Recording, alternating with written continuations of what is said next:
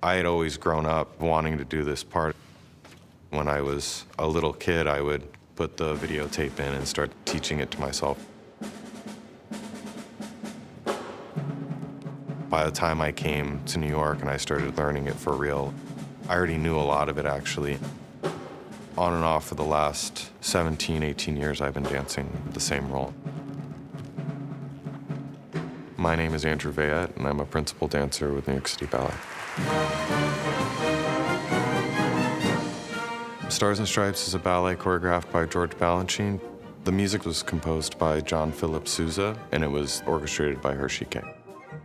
I think Balanchine wanted to make this ballet just because I think he really loved America, and I think he considered himself an American. Part of being American is having a sense of humor and not taking yourself too seriously, but at the same time, it's full of a lot of very impressive, expansive dancing and a lot of showy, technical steps that you really have to be on your game to do. It's just got this big, brash, bravura feel throughout. Stars was actually one of the ballets that was performed at the opening of New York State Theater, which is now the David H. Koch Theater. It is very much the character of this company, and it's been done several times for big moments.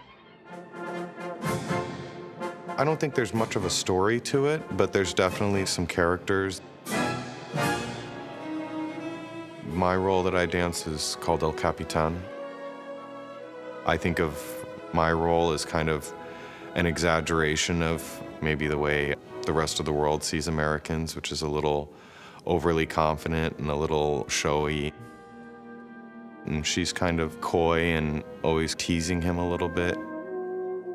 But he's very confident and sure of himself that, oh, she really likes me, even if she's pretending she doesn't.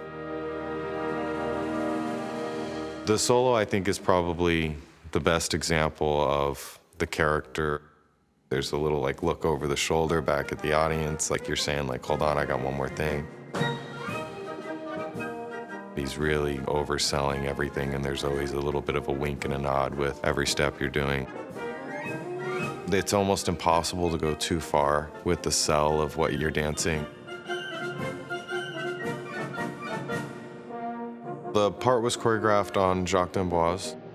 I always try to think about that when I'm getting ready to perform it again, is that he was such a spirited performer and so much enthusiasm in his performances.